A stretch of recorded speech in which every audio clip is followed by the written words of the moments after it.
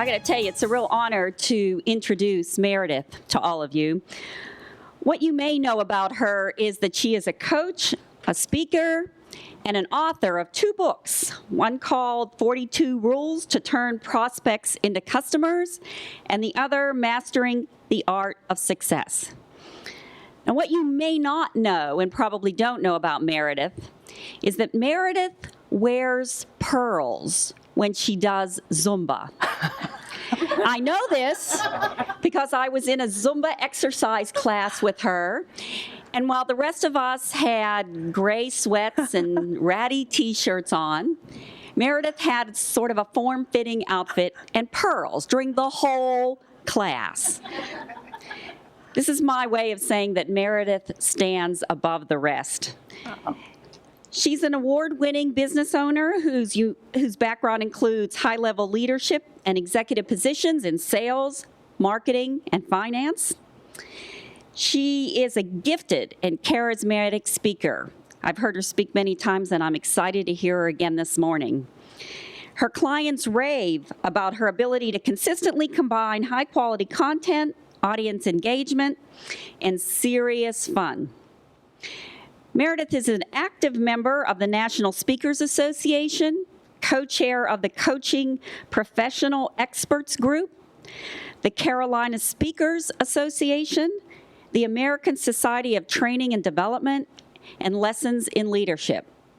Now, I served with Meridith on the Lessons in Leadership Planning Council, and I got to tell you, I spent a large portion of the meeting. If Meridith was sitting beside me, I would do this a lot. That's a good idea. If Meridith was sitting across from me, I would spend a lot of time going, yeah, wow, cool. So I guarantee that you this morning will spend a lot of time listening to Meridith going, yeah, wow, cool. Take it away, Meridith Elliott Powell. Thank you. Wow, what an introduction. I can tell you, I guess that you've noticed that they're filming here today. And what really should have been filmed was Mary Lynn and I in Zumba class. Because every time the group went this way, Mary Lynn and I seemed to be going this way. And what was really bad was, you know, you walk in there and you think you're in pretty good shape. And then the woman at the front of the room who's 72 is doing just circles around you. So thank you, Mary Lynn, for a fantastic introduction. I'm very happy to be here today. And I want to start out today by asking you all a question. By a show of hands, who in here has had a really bad sales experience? I mean, such a bad sales experience that if you could choose in that moment to be at the dentist getting your tooth yanked out, to get out of this sales call, you would go to the dentist and get your tooth yanked out. Come on. We've all had really, really bad sales experience. I like to say that because my husband's a dentist. I train sales. I think we have to be the most hated couple in America. 2 things that people hate to do. Well, I had mine about a week ago. And this is one of my favorites because I collect bad sales experiences. I'm fascinated by the way that people sell. And this one happens to involve my mother's investment advisor. And for this story, we're going to call him Bob. Now, my mother is 82 years old. If you ever meet her, please don't tell her that I told you that. But about a year ago, she decided, since I am the executor of her will, that it would be a really good idea if I met her financial advisor. It's a pretty good idea, right? So I called Bob on the telephone and made an appointment with him, went in and I asked him a couple of questions, which he answered, but then he immediately turned the conversation to me. He wanted to know who I was, what I do, how much money I've got, and who handles my investments. After which he promptly asked me for my business, to which I declined. And then Bob and I got on the merry-go-round that we are on right now. And every couple of months, Bob calls me, and he pretends to care about my weekend. He never asks about my mother. And then he asks me for my business, To which I say, thank you very much, Bob, but no. Now, I don't stop this merry-go-round because I'm fascinated by it. Because I think, poor Bob. He's got to be afraid. I mean, that can't be fun. He knows I'm going to reject him, right? It's completely unproductive because not only do I never send him any business, I never refer him. I would say it's counterproductive because here I am in a seminar talking about Bob. And for me, the whole experience feels pushy, irritating, rude, and aggressive. It's not good for either one of us. But poor Bob. Somebody told Bob to sell like this. Somebody who manages Bob lets Bob go on selling like this. No wonder we hate to sell.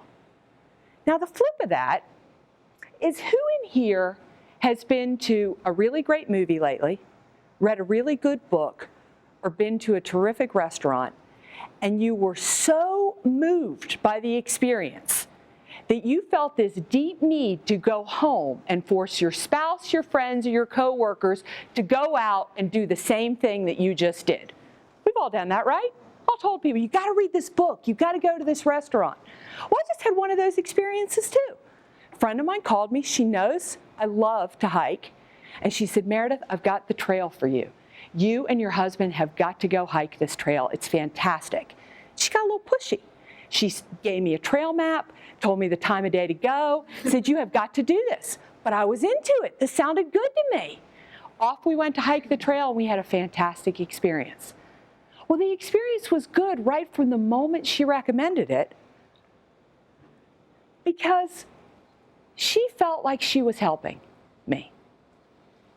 I felt like she was interested in me. She felt selfless, like she was doing something for the good of Meridith and Rob and had nothing to do with her. But I felt like she was interested in me. The whole experience felt good. But you know, when you really think about sales and you really think about recommending, they're kind of two sides of the same coin. I mean, the ultimate goal of both is to get people to buy into or do whatever it is that you wanted them to do. I mean, Bob, to this day, wants me to give him some money, or probably poor Bob just wants me to speak nicely about him. Goal's probably gone down to that. And my friend Gail just wanted me to go try this hike. I have a goal today, and my goal is for you to tap in to your natural sales talent and your natural sales ability. I want you to learn to love to sell. And it all starts with these two words. The first step you need to take is a paradigm shift in your mind. You need to begin to think of sales more like recommending. If you think to yourself that whatever it is that you're selling, whatever it is that you're offering, you're doing it just as if you were recommending to somebody a positive impact or experience that you want them to have. You're just giving them an idea because you know them, you know who they are, and you believe that this is good for them. If you do that, if you make that paradigm shift, if that's all you walk out of here with today, you will begin to tap into your natural sales talent and your natural sales ability. And we all have natural sales talent and natural sales ability. Everybody can learn to sell, and everybody can love to sell. Who in here has had to talk a child into eating their vegetables? Yeah. How many people in here have talked a boss or somebody into letting them go a few minutes early, or taking a day off, or possibly springing for lunch? Absolutely. Ever had to talk a spouse into getting to go to the doctor, or shedding a few pounds, or gotten a friend to exercise with you, talk somebody into going to Zumba? Everybody has natural sales talent. Sales is so natural to us. We have been doing it since we were this big. We talked our parents into letting us go on spring break. We talked our parents into letting us take the car on Friday night when they knew better than to let us take the car on Friday night. We are natural salespeople. So if sales is so natural, why do we hate it? Because we hate it. I mean, I realize I'm a speaker and I exaggerate and all that good stuff, but I also train and teach sales, and people hate it. They don't like the word. So why? Is it okay if I use your table? Thank you.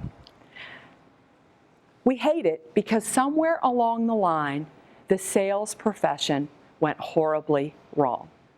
The way that we are trained and taught to sell makes selling more about helping ourselves and our company than it is about helping our customer. I mean, think about it. Sales leaders, programs, gurus, they all came out with terms like upselling, cross-selling, the art of the close, all wrapped under the ominous umbrella of the sales goal. Ugh. Just makes you uncomfortable to even think about it and talk about it. No wonder we hate sales. It just pushes us too far out of our comfort zone, because our natural sales talent and our natural sales ability is to want to help people. And traditional sales training made it more like me-centric selling than customer-centric selling. That is what sales training feels like. It feels like we're being trained and we're being taught to do things to help ourselves and to help the company, when what we want to do naturally is help the customer. Traditional sales training misses the most important element of effective sales. And let me tell you what I mean by effective sales, because if you want to be successful in this economy, you have to sell effectively. It's not just enough to sell.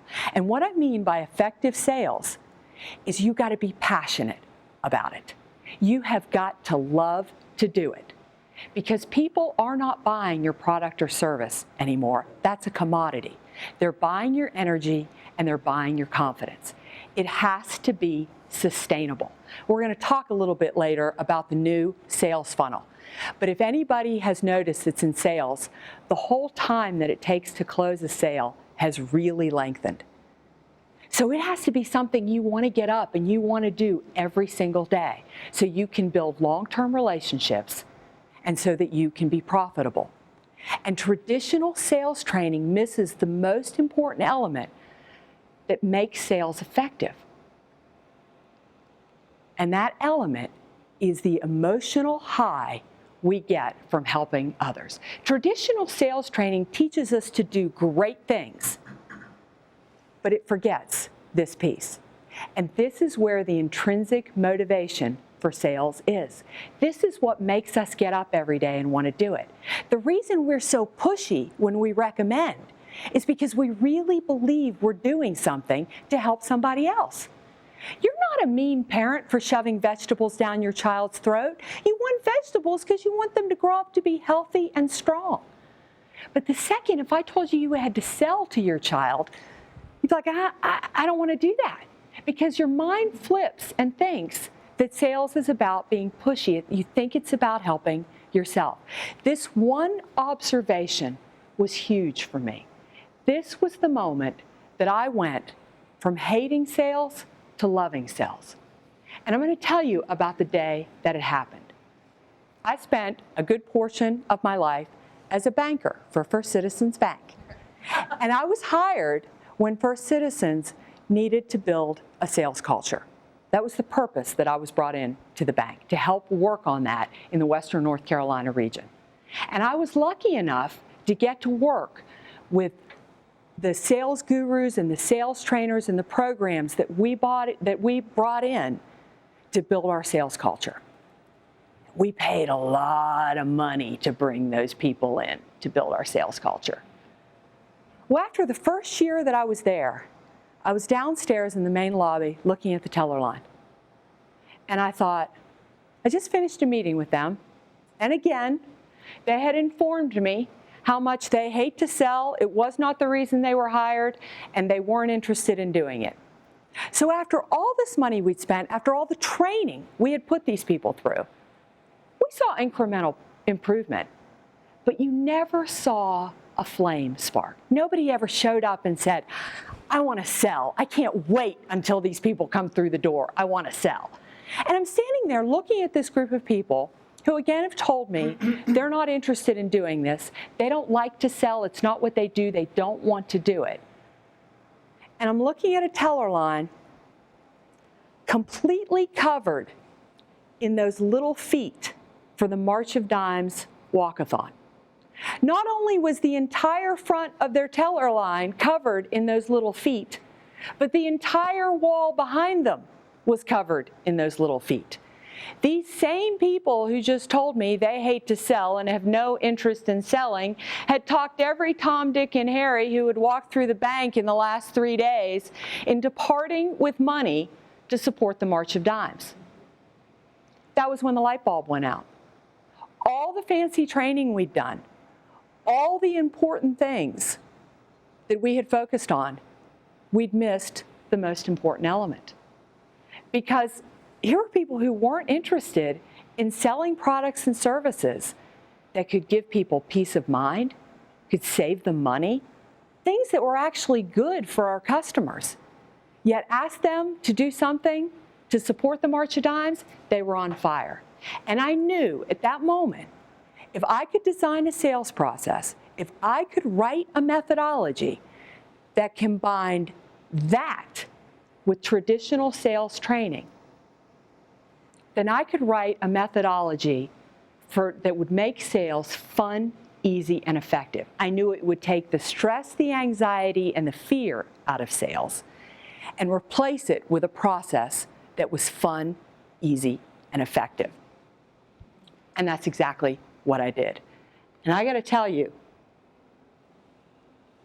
that now I'm on a mission. Has anybody here ever been to Chesney, South Carolina? Have you seen the guys on the corners preaching? You know, any day you go to Chesney, everybody's out there on Sunday, but if you drive through Chesney, South Carolina, I mean, if you're really bored and you're headed that way, drive through Chesney, because it's interesting. Every single corner, there's somebody on a little box preaching the Word of God. I'm going to be down in downtown Asheville on a little box preaching why everybody needs to learn to love to sell. Sales can be fun, it can be easy, and it can be effective. And the reason that I am preaching that is because in this economy, you have to sell. Has anybody heard there's 2 absolutes in life, death and taxes? 2 things you can't escape? Well, now there's 3. Death, taxes, and sales. This is new. You cannot escape sales right now. If you want to thrive in this economy, you and every single person in your organization is going to have to sell. There's no escaping it. Why? Has anybody in here, I've kind of heard this a little bit on the news. I've actually had a couple clients mention it to me. But have you heard that the economy's down? Yeah? All right. It's not true. The economy's not down. What it is different.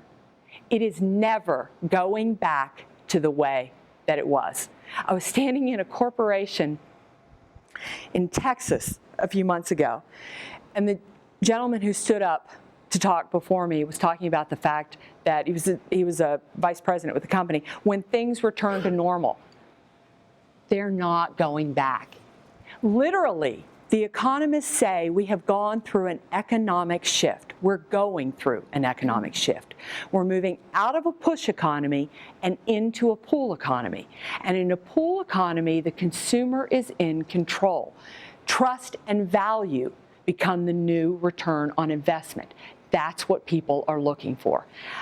I got to tell you, I got to get a little sidetracked here. This is exciting for small business people who know how to sell, because that's what small business is all about, trust and value. People don't trust corporations anymore. They're back to trusting people. They don't like big. They like people. trust and value economy. But when you move into a trust and value economy, the consumer is in control. I mean, think about this. Globalization, advancements in technology, increased competition. We can buy whatever we want, wherever we want to buy it, whenever we want to buy it, and from whomever we want to buy it. If you're not out there asking for the business, the consumer is not going to come to you. Those days are gone where the consumer just walked through the door. You have to go out and get the consumer. And once you invest all that time in going out there and getting the consumer, boy, your entire team better be engaged in making sure that experience is so incredible that that consumer never goes anywhere else. We're selling to get the customer through the door the first time, and then we got to sell like crazy to keep them in the door. They're going to have other needs. They're going to need other services. And if they don't know you offer them, if you don't identify them, they're going to go to the next person that's knocking on their door. The economy has truly changed. And when I noticed this, when I saw there was a change and when I saw there was a difference, I really hunkered down. And I took what I knew was a good methodology and I really started to structure it. And I started to truly practice what I preached. And as this economy shifted and other people struggled, I got more successful. I've had best 2 years I've ever had the last 2 years. Not because I'm smarter or talented, but because you understand what's going on. And sales now for me is not something I do. It's a lifestyle. It's a way that I live. And I sell like I recommend. And as I struggled, as I was successful and other people struggled, people started to ask me what was I doing. Not only because I was successful, in fact, I think that was the least of it, but I looked happy. I looked relaxed. I looked like I was having fun. And people want that. I got asked so often, how do you turn a prospect into a customer, that I started to blog about it because I just wanted to be able to shoot people the answers out. The blog became a book, and the book became a program, and now it is truly, truly a labor of love. I really want people to learn to turn their prospects into customers and to truly believe that sales can be fun, easy, and effective, and it can be something that anybody can do. I do a lot of work with students, and people ask me all the time, what do I need to do to help my child get a job? You need to teach that child to network, and you need to teach that child to sell. In the last week, I've had 3 people contact me looking for people for jobs. Every single one of those jobs had a sales component. I need people who can go out and bring business in. I need people that once business is in the door, I need people who can talk to people. I need people who can expand those relationships. If you can sell, and everybody can sell, you get into the seat of control, and you're going to have a successful life. That labor of love is the book, The 42 Rules to Turn Your Prospects into Customers. And what I thought we would talk about today are a couple of my favorite rules. And then we're going to do a little work together. And you're going to leave here with basically it's a starter set sales strategy. Okay? All right. Now, I call these my favorite rules, but that's not really true. These are just rules I picked out because I love every single rule in the book. But the book is divided into 3 sections. And the first section is the foundation. Because in a trust and value economy, before you ever sell, you have to build credibility. What a trust and value economy means is that people will part with their money. They will buy from you if they trust you and they believe what you have to offer has value. One rule I'm not going to cover today, but it's a rule on rejection. all rejection means is no right now. It means that it's a clue for me that I didn't add enough value to make that person part with their money. We're not speaking the same language. It helps me know when I get rejected that I've missed something. I need to do a better job of listening to the customer. So the first section of the book is about really building trust and really learning to identify value. I was in a company and they introduced me to a gentleman that they wanted me to coach, and he had been hired as a salesperson. And they were very proud of the fact that they hired him, and 2 days later he was out making sales calls. That makes me very nervous.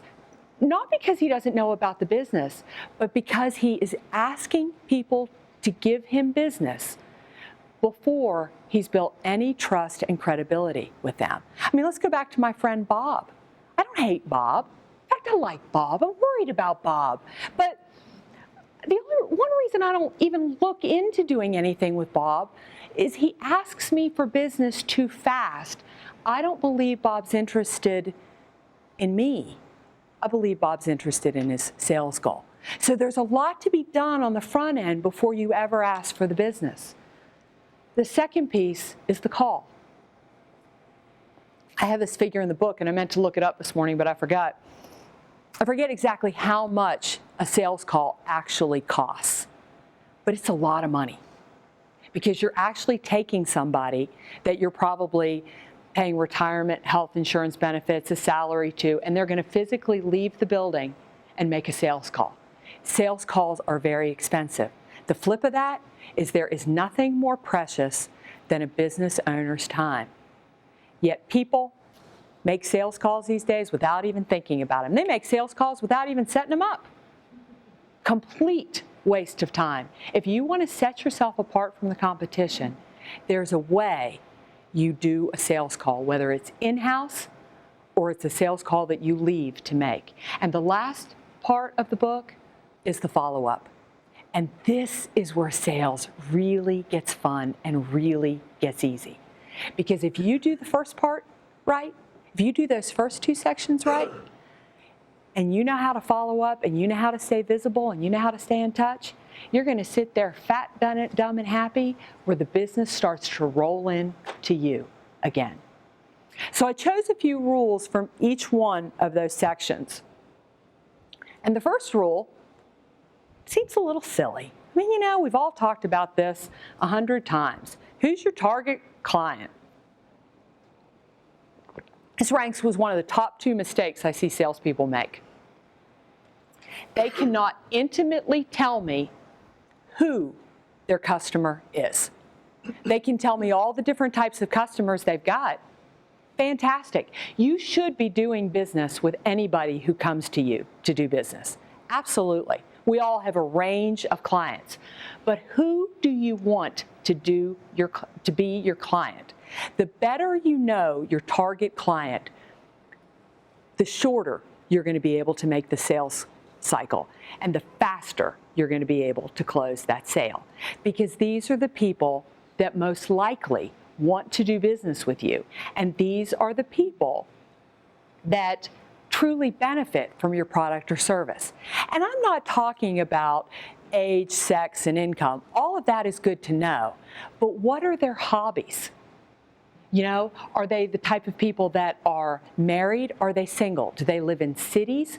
Do they live in the country? What do they do on the weekends? What are they involved in? As much as you can know about the ideal client, the better you're going to be at closing sales. You also need to know why that person buys from you. I love to ask people, why do your clients buy from you?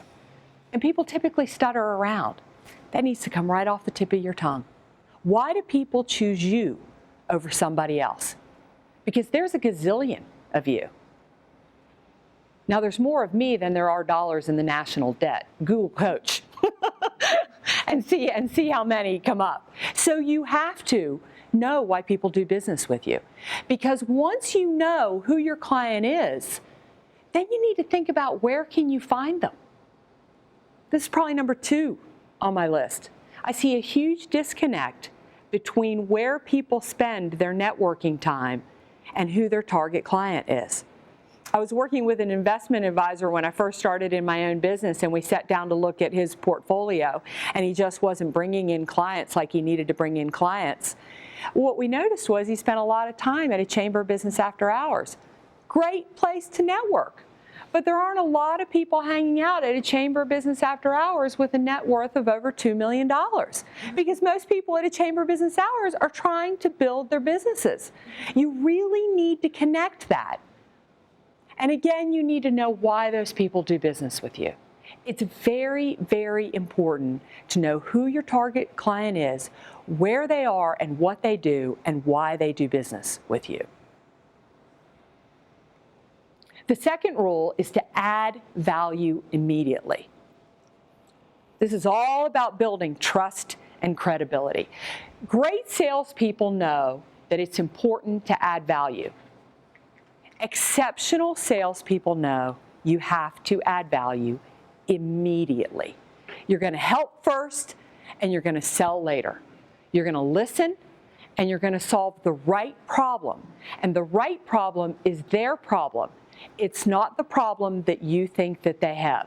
I spent years with traditional sales gurus pre-call planning. We'd always get those pre-call planning sheets, and we'd have to fill them all out. And what we would determine is what this person is going to buy and how we're going to offer them before we've ever had a conversation with this person. And then you've got to take action. I'm going to give you an example of this. A friend of mine introduced me to the motherlode of referrals for somebody like me. She introduced me to a gentleman in Atlanta that runs a huge health network. All he does is hires coaches, trainers, and speakers. I mean, I'm in the zone with this referral, right? Now, I spent a lot of time in Atlanta, and so I set up an appointment to go and have coffee with him. Now, here is somebody who needs exactly what I sell. So wouldn't it make sense that we go in, we make a little bit of small talk, and I start talking about all the things that I do that he could buy? I mean, I know he needs it. I'm sure of it. But instead, I approached it with the add value immediately rule. And I just went in and had a conversation with him. Well, it turns out that he had just moved to Atlanta about a year ago. And with all he had going, his biggest challenge was being overwhelmed with opportunity. He wasn't sure what to do or what to choose. Well, I happen to know a lot of people in Atlanta because I've gone to school down there, gotten a couple certifications, but I also work with some companies. And I happen to know two pretty high-level vice presidents with large corporations down there in the same boat as my new friend. So I said, well, why don't I introduce you to these two executives?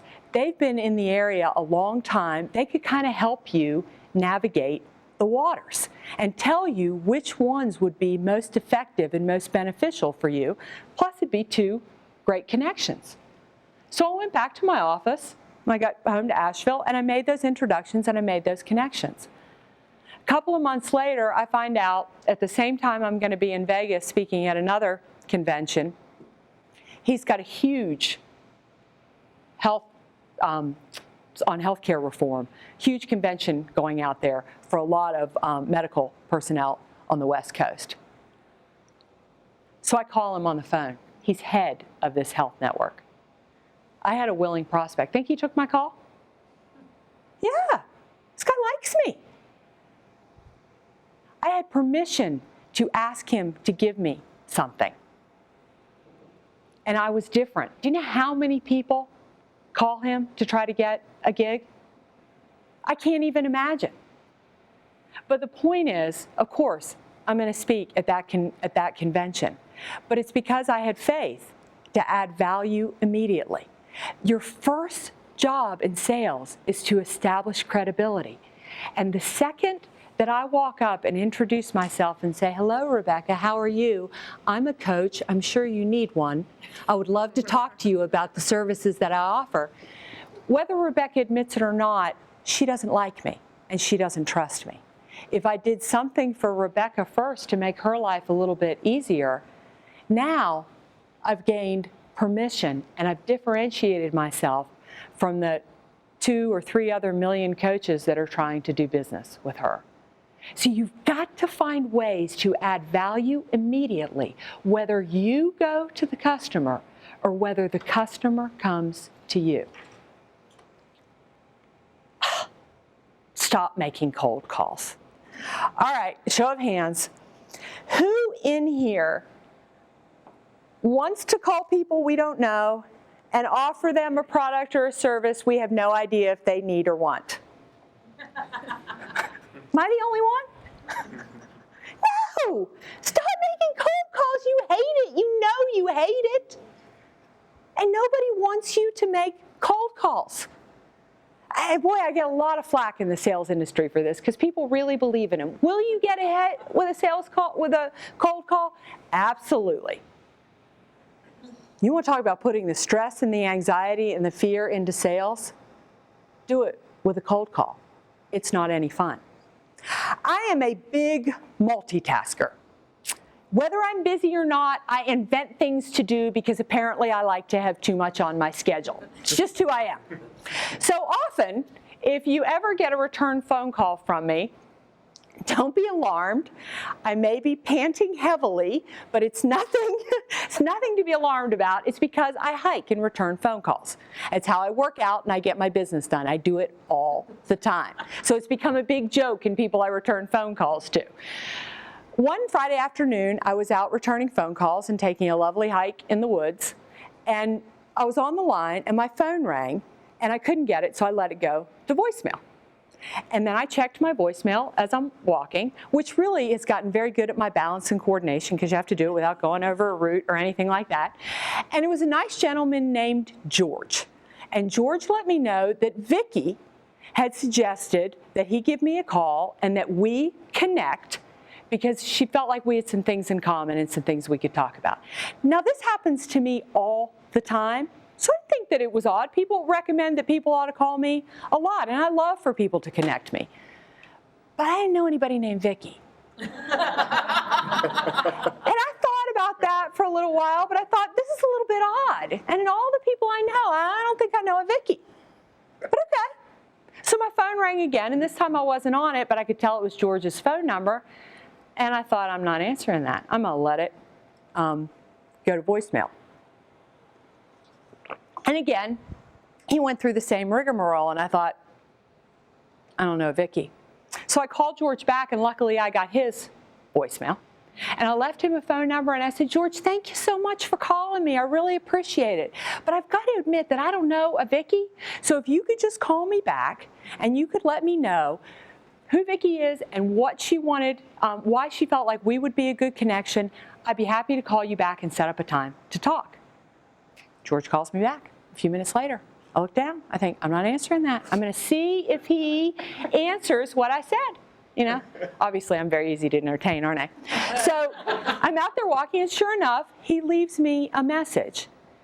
And he doesn't say who Vicki is, and he doesn't say what he wants. I know it's a cold call. So I'm going to call George back. I go on about my hike. Monday morning rolls around. And I'm busy as I can be, and blah, blah, my phone rings, and I grab it. Oh, George got me, right? He immediately, happy George, called, hey, George, hey, Meredith, this is George.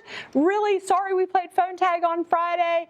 Vicki suggested we talk. I immediately cut him off, and I said, George, thank you so much for calling me back, but could you just tell me who Vicki is and what you wanted to talk to me about?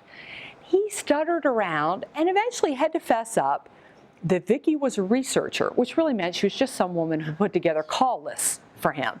And he immediately started to tell me about the products and services that he sells for trainers. To which point I cut him off and I said, George, thank you so much.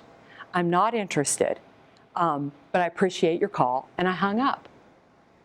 Now think about that. George made what, 3, 4 long-distance phone calls to me? The amount of effort and time that he wasted, and all he did was, he could have a wonderful product or service, but I'm not interested because I don't trust him. Because I really realize he's got no interest in me, and he started out basically lying to me. Cold calls do not work in a trust and value economy. You are going to have to find ways to connect or be recommended to people first. Don't just call them blind. It doesn't work. What is differentiating you right now is trust and value.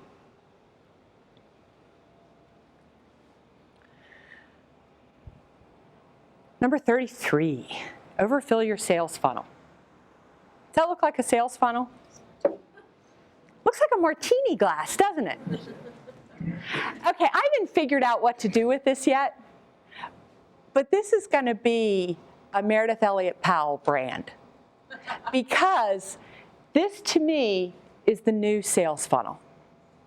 Everybody remember what the old sales funnel looked like? I'll do it for you.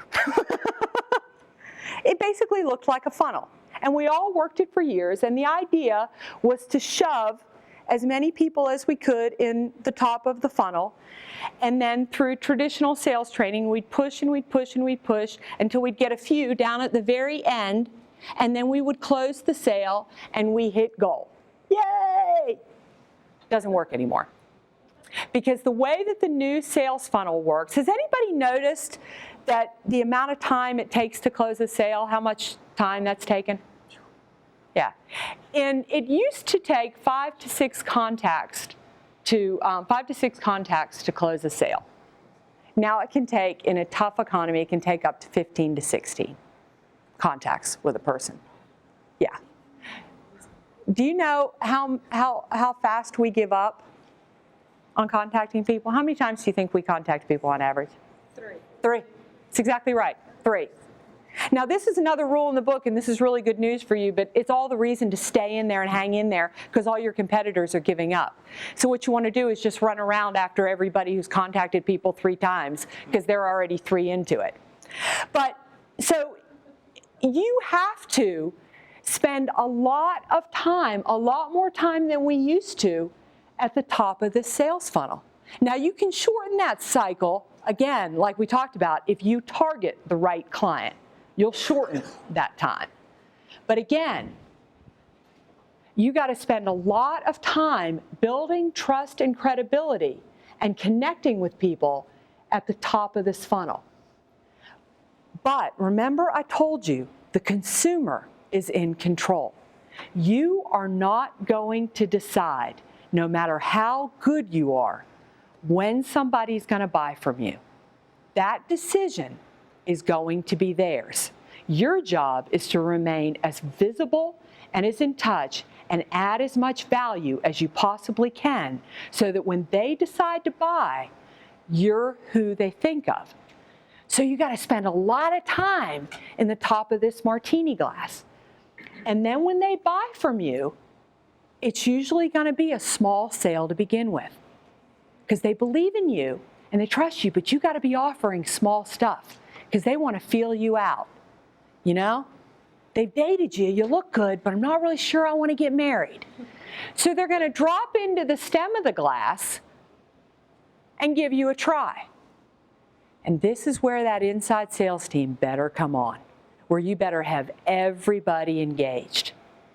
Because when they drop in there, that experience better be so good that I'm like, wow.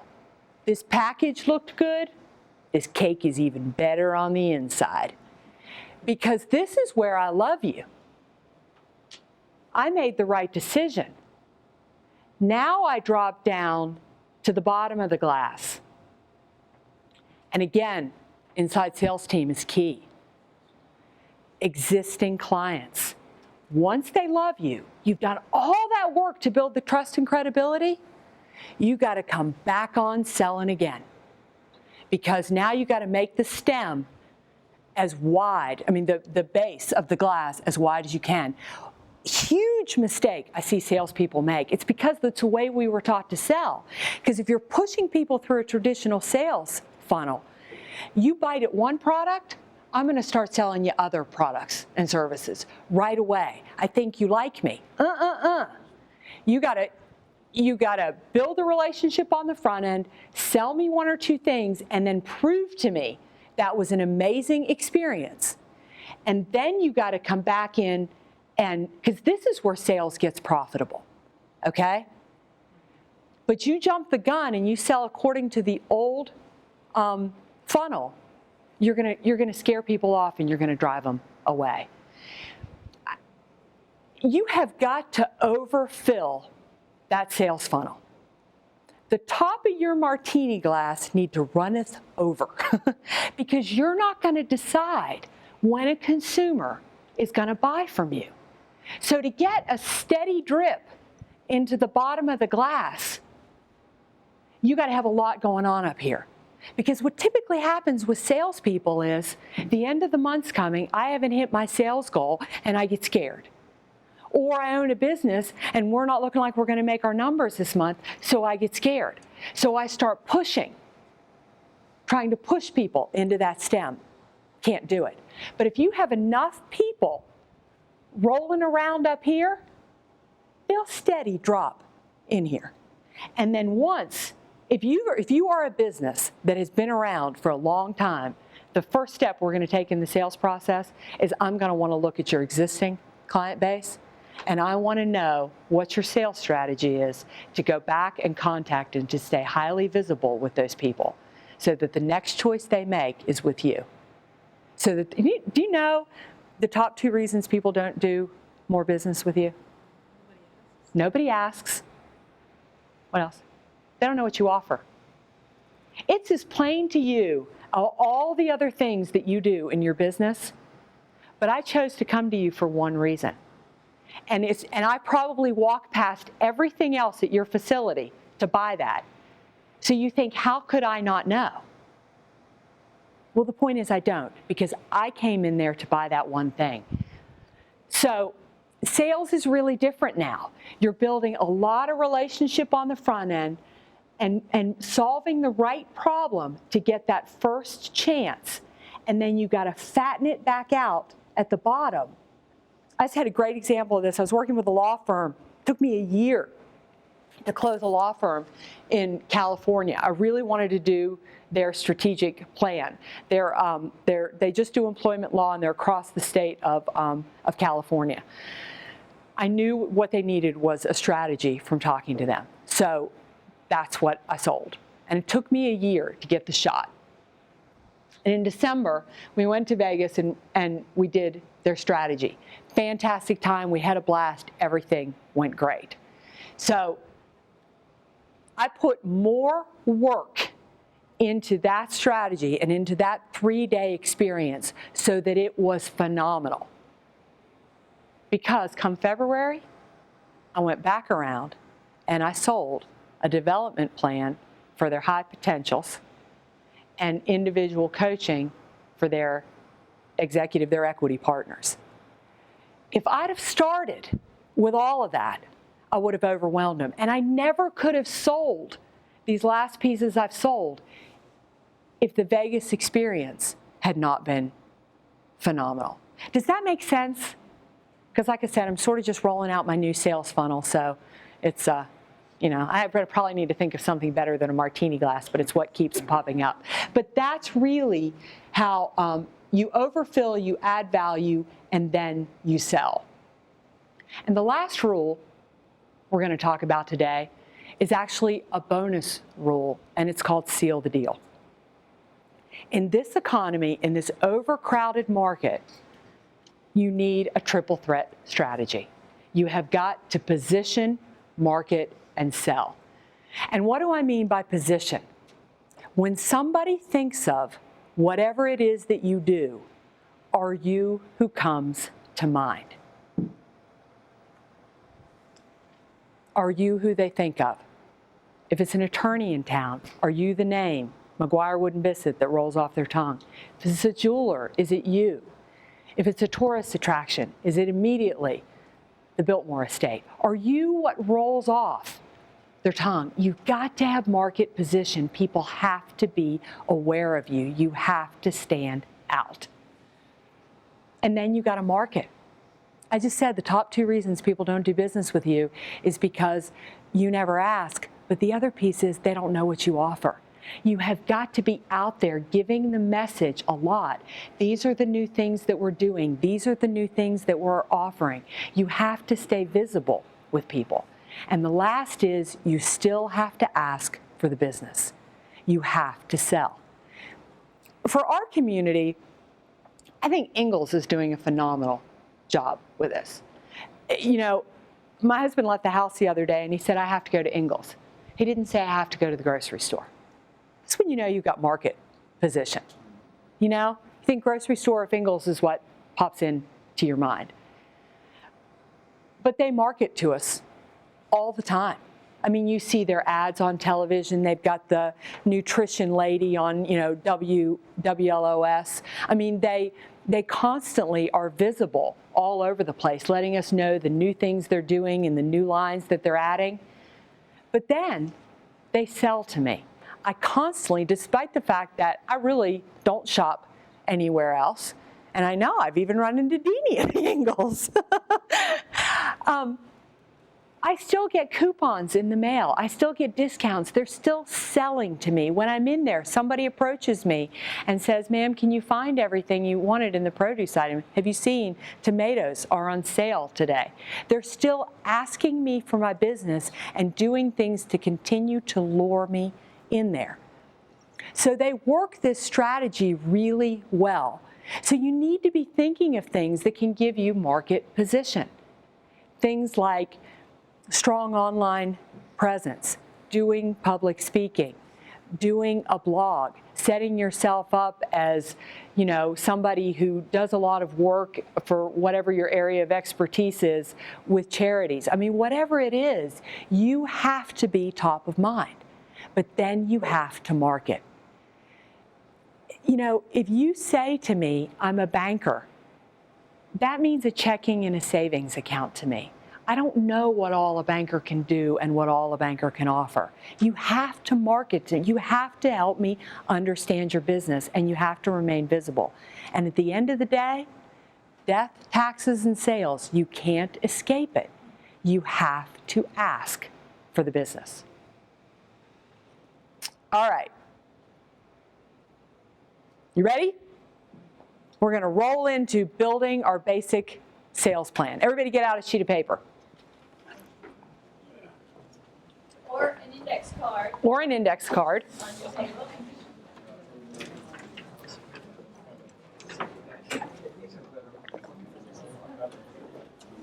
And we're just going to take a few minutes to do this because I want to leave enough time for questions. But take a few moments, and I want you, and nobody's going to look at this. This isn't for anybody else but you. No grade here, no right or wrong. But write down as much as you know about the customers that you want. And I get asked this question a lot. You can definitely have 2 different target customers, 3 different target customers, but also you can change the target customer that you want. Sometimes you look at your existing customers and you think this is nice, but it's not really who I want to be doing business with. I want to evolve that. I want to change that. So write down who's your perfect client. And a good thing to get in your mind is, who do you do business with right now that you love? Who comes in all the time, or who does business with you? Who are they and what do they look like? Age, sex, gender, married, not married, kids, what are their hobbies? Write down as much as you can. Think about those people. This is one of those rules that should be ongoing for you. One of my best clients redefines her target market every 6 months, and she is phenomenal at making effective sales calls.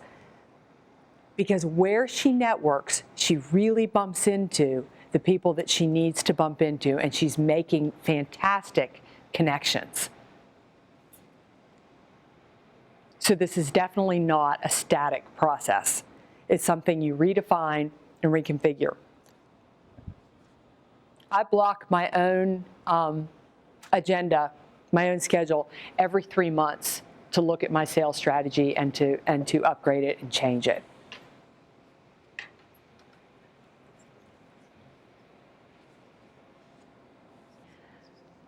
All right. The second part of the basic strategy is then identify where you can find them. Where do these people go? Do you meet them at association meetings? Do you meet them on the golf course? Do you meet them at the at a chamber event? Do you meet them at a family business forum? Where are these people? Are they in your children's PTA? Where are your ideal clients and where do they hang out? How are you going to meet them? How are you going to connect with them? How are you going to get the opportunity to build a relationship? Are there committees that they join? Where are they and what are they involved in? Maybe they're at church. I'll tell you, if you nail these first two parts of this basic strategy, and there's so much deeper we can go. But if you left here today and you made that paradigm shift in your head and started to think about sales more like recommending, and you just worked on these first two pieces, you would see a faster closing rate of your sales. We spend more time talking, interacting, and connecting with people that either are never going to buy from us or it's going to take a long time for the sale to even get big. So the better you get at defining them, but I see people all the time wasting their networking time and not in places where they can meet their ideal client. I don't know about you, but I don't want to be out every night of the week. I have other things. There are a lot of things I go to that are all about things that what Meridith wants to do, that I don't want to talk about business. I don't want to have to meet somebody. I don't want to have to make sure that I ask the questions and find out the right information. So I choose my networking events very, very carefully, and they're clearly aligned with my target market. And they can be local events, they can be regional events, they can be national events. One of the biggest ones for me is an annual golf tournament I play, and I never miss it because it is smack full of my target market, and I never leave it without business. So it's the better you get at this, the more efficient you're going to be, and the more fun you're going to have because you're going to be talking to people who would actually be interested in what it is you have to sell. All right. Know your USP. Does anybody know what your USP is? It's not a cholesterol check or anything like that, but it is your unique selling proposition. Very good. We have overachievers on this end. This is what makes you different and what value do you add. Typically, when people come up and introduce themselves, they say what it is that they do. I'm a coach, I'm a trainer. And as the other people yawn and then tell me what it is that they do, I'm not memorable. You won't remember me. I don't understand how I use you. You're not going to nail your USP in here today, but just play around with it because you'll get better at it. But understanding how you're different and the value that you add for what you do is key in communicating with the people that you meet. Okay? Would you repeat what USP is? Unique selling, just listen to you. Just ask Jim. In fact, I'm about to hand this to him. But you can't just say you're a banker. You can't just say you're an attorney. You have to tell people what it is that's unique about you. I mean, the reason is as a sales trainer, I make sales fun, easy, effective. I make it sustainable and profitable. Is because people go, oh, I could use that. I mean, you have to have a unique selling proposition that appeals to people. And you can have different ones. I mean, sometimes I tell people that I turn busy into productive. You know, I mean, you have different lines, but what is it about you so that you just don't make a flat introduction? Okay?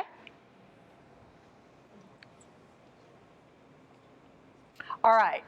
And then what questions will you ask? What do you need to know about somebody in order to decide or qualify them to make a sales call on them? How do you know whether I'm going to sell this person something that costs $50 or sell them something that costs $1,000? What qualifiers do you need? I can tell you my qualifiers. If you ever meet me somewhere, I'll ask you, so imagine I walk into a networking event and I'm smack in the middle of my target market. I'm playing in this golf tournament on May 9th. That's when my big annual. 3 guys that I'm playing with, by the end of that day, I will know what each of them does for a living. I will know how they got into that and how long they've been doing that for a living. I will ask them what this economy, how it's impacting their business and what they're doing about it. I'll ask them what their biggest challenges are, what their biggest opportunities are. I want to know who their customers are, and I want to know how they market themselves. Because once I know those things, I will tell you at the end of it which one of those 3 men I'm going to follow up with.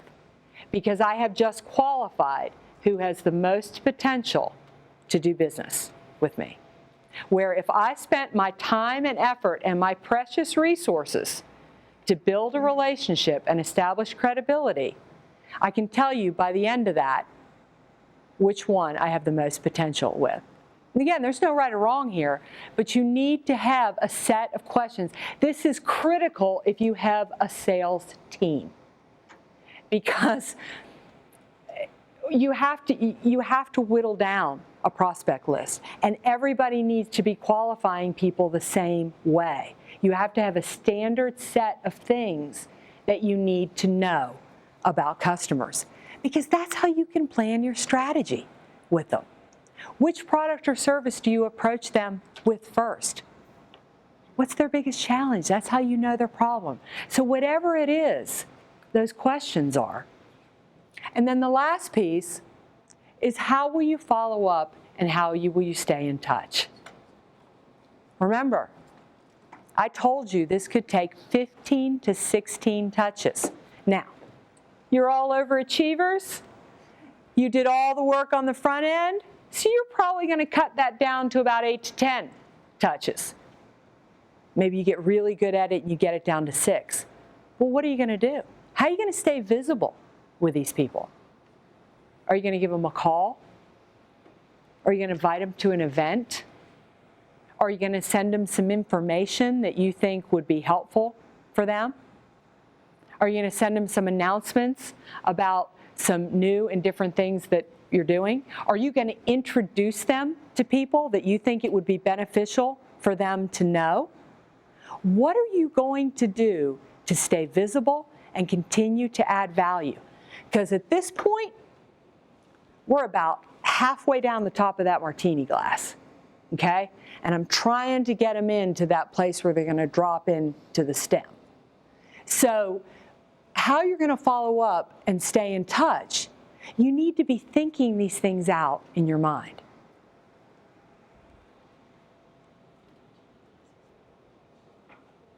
And when we finish with that, what you've got is I wish I'd called this the starter set, the starter kit. Like a little Mr. T starter set. You got the little first gold chain. But ultimately, with a real sales strategy, you'd have the whole Mr. T thing going.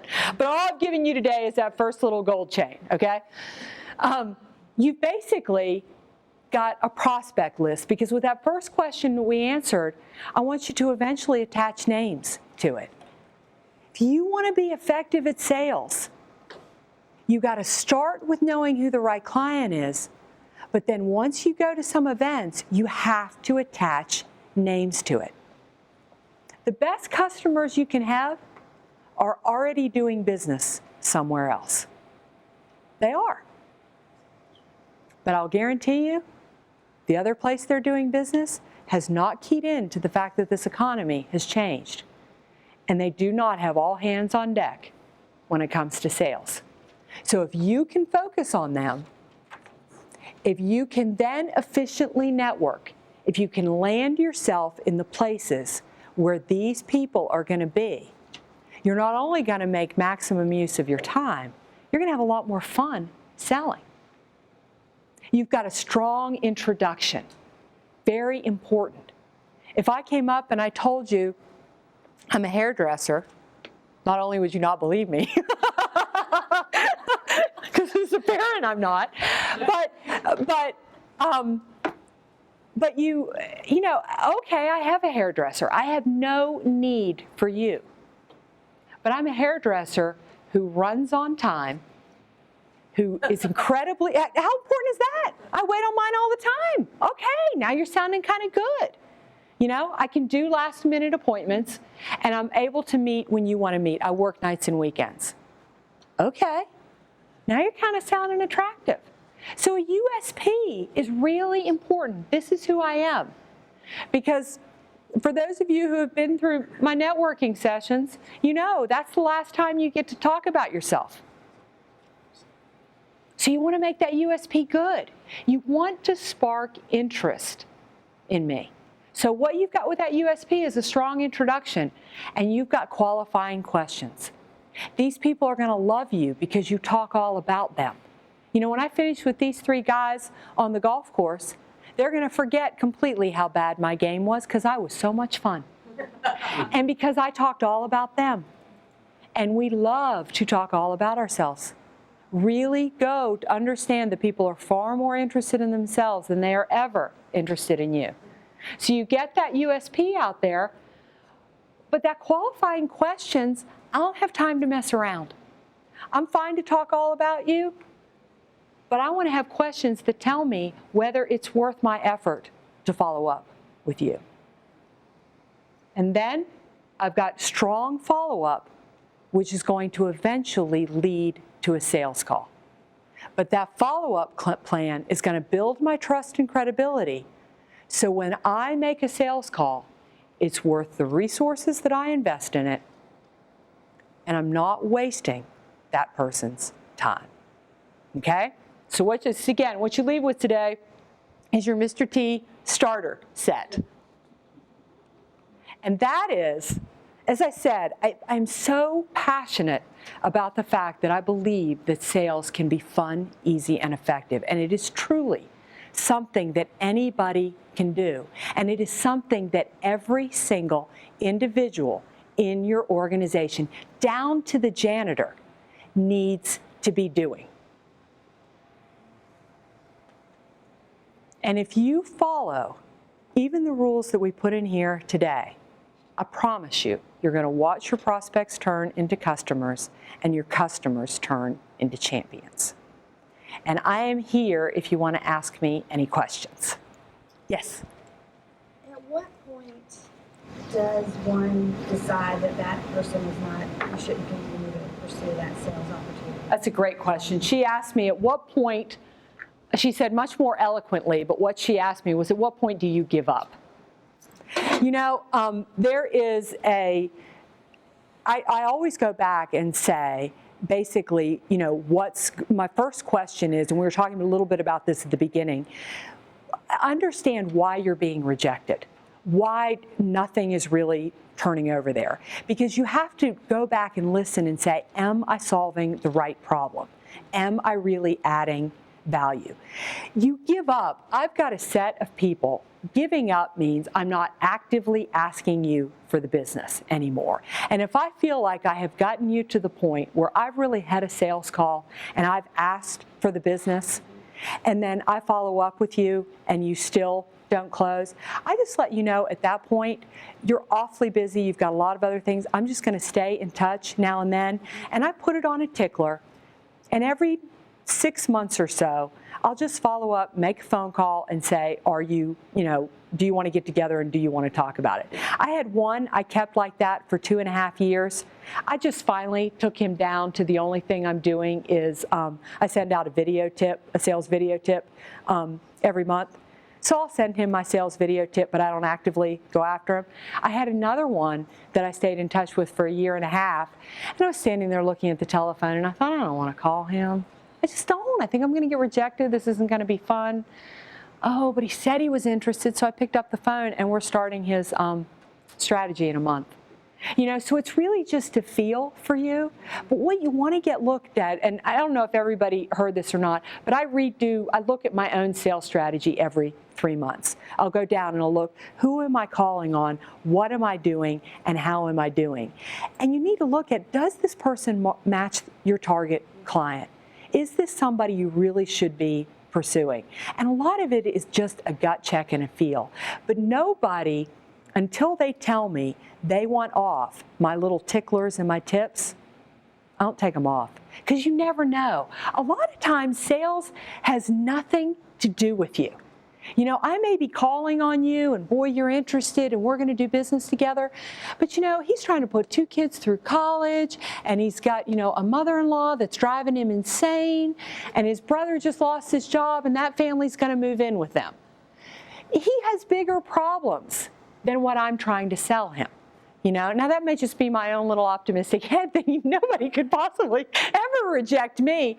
But a lot of times it's a matter of timing. I mean, I'm sure that you have things that you would buy if life would just slow down. So it's really a matter of just walking away. But I'd push it 1 or 2 times past that comfort zone. Assess the value. Are you adding value? Are you solving the right problem? Really trying to figure out why they're rejecting you. And if you've done both of those 2 things, I'd probably let it go to a tickler file. Something else is going on with their life, and it's just timing's not good.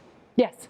I know that you've had a blog since I've read most of it, but what do you think about blogs, Facebook, e-newsletters for a way of getting touches to people? And these are people that have contacted you and have given us their email addresses. We're not just cold sending things out.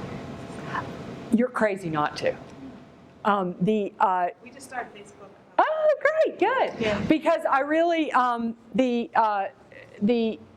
statistics on that really show you that we're going through a fundamental shift in the way that we communicate. But what we talked about is visibility.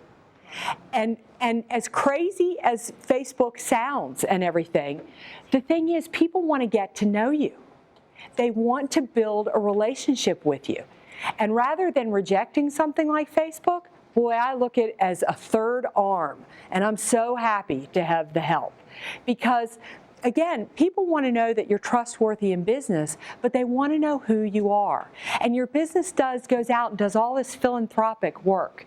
You know, there you are loading boxes at Manna, or you're out working on the Habitat house, or you just got back from some great continuing education. That kind of stuff. Did you? That kind of stuff needs to be posted. People want to be involved, or they want a great tip on things that you're doing. It's a great way. It's a great way to market yourself. It's also a great way to build relationships with your existing clients. You see that they just did something great. Yeah, you give them a thumbs up. You tell them that you like it. You really, that kind of stuff is so key. Blogs are fantastic. They are proving to be, I don't know what the statistics are in other industries, but in the legal industry, they're huge. Because people, they like to get information. And again, they get to try you on for size and you position yourself as an expert. And video tips are becoming, a whole lot too. So it's, I'm really, really big on it. One of my favorite blogs, by the way, has to do with a hardware consultant. Uh-huh. Hardware for doors and hardware. And she posts about twice a week, sometimes once a week. And she shoots pictures all over the United States and answers all of our pressing questions about hardware, fire door codes, building codes, and all that. And she has over 2,000 regular followers. Wow. And I have found one way I can connect on her blog is if it's something that has to do with something that I have answers to or have information about. I always post comments on her blog, not ad nauseum, but just enough that. And now she's a resource to me, and it's probably the best blog I've ever seen in my industry. You know, the other thing is that if you are somebody who doesn't sell locally, pictures, lots of pictures, but if you don't sell locally and you don't sell regionally, you sell nationally or internationally, it's a fantastic resource because I keep up with people there I could never keep up with. I could never build relationships. I'm flying to Chicago next week to do a job I got based off connection on LinkedIn. So it's really, really, really huge. The other thing is it's free. That's like a really good word. You know? So again, it just does more to build your reputation and build your brand. You have to decide who you want to be and, you know, and what you want to look like on there, and you have to control it. Like I had to tell, I had friends who started posting pictures of me when I was 6 years old. And I just emailed them and I said, you know, I was very cute actually, but I, you know, I thought I don't want that up there. So I had to email my friends and say, please don't, you know. I don't know, if you're standing up there as a trainer, standing there with your thumb in your mouth isn't exactly the image I was looking to be portrayed, but you know, that's okay. What else?